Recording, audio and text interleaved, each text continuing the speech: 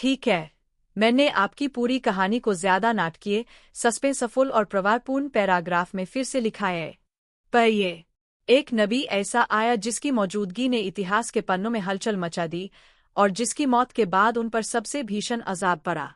वह वही नबी था जिनके बारे में किताबों ने लिखा, यह वही रूह है, और जिनके नाम पर एक नई सुबह, एक बड़ा मजहब खड़ा हुआ। ये हजरत ईसा अलैहिस्सलाम थे। मगर सवाल अभी भी हवा में कसकर टिका हुआ है। वह इंसान जो लोगों को तौहीद सिखाने आया था, कैसे बन गया उनके लिए खुदा? और कैसे बदली गई उनकी किताबें, बाइबल, ताकि सच्चाई दबाई जा सके? जब बनी इसराइल का हाल सबसे बदतर था, तब उनके धर्म के ज्ञानियों ने रास्ता भटका लिया, किताबों में फेरबदल कर दिए गए, धर्म बिक गया और लोगों को ठगा जाना आरंभ हुआ। ऊपर से रोमन साम्राज्य की गुण की छाया थी, कर, जबरन वसूली और दमन। फिर भी उनकी पुरानी किताबों में एक मसीहा का वादा दर्ज था, एक ऐसा मसीहा जो उन्हें जुल्म से आज़ाद कर देगा।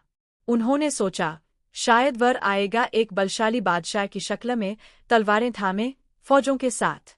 लेकिन तस्वीर का रंग कुछ और ही निकला। कहीं एक शांत और पाकदमन औरत के घर में आवाज गूंजती है, सैयदा मरियम। हजरत जिब्राइल उस पार आकर कहते हैं, तुम्हें शादी के बिना एक बड़ा बरकत वाला बेटा मिलेगा। सैयदा मरियम का दिल काम पुहा। वह अकेले एक खजूर के पेड़ के पास दर्द सहती, कहती, काश मौत पहले आ जाती। तभी एक चमत्कार हुआ, जमीन से पानी फूट पड़ा, खजूर गिरे और साहस लौट आया। फिर हुआ वही जिसे सुनकर लोग हैरान रह गए, एक लड़का पैदा हुआ, और जब लोगों ने उसे देखा तो अजीब सी चीखें उठीं, इल्जामों का तूफान चला। पर कौंकाने वाली बात यह थी, उस बच्चे ने गोदी में ही बोलकर अपनी मां की पाकसफाई साबित कर दी। भीड़ चुप हुई, चेहरे रंग गए। बड़े होकर हजरत ईसा अलैहिस्सलाम ने सादगी अपना ली। कम खाते, सादे कपड़े, ज्यादा इबादत, और उनके पास अजूहा व अजायब थे। मिट्टी से बने परिंदों में रूह डाल देना, अंधों बहरों को ठीक करना, मरे हुए लोगों को जिंदा कर देना, सब कुछ अल्लाह की इजाजत से।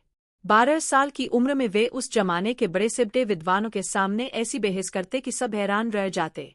पर जो चमत्कार दिखते, उसे कुछ लोग समझने को तैयार नहीं थे। फिर भी उन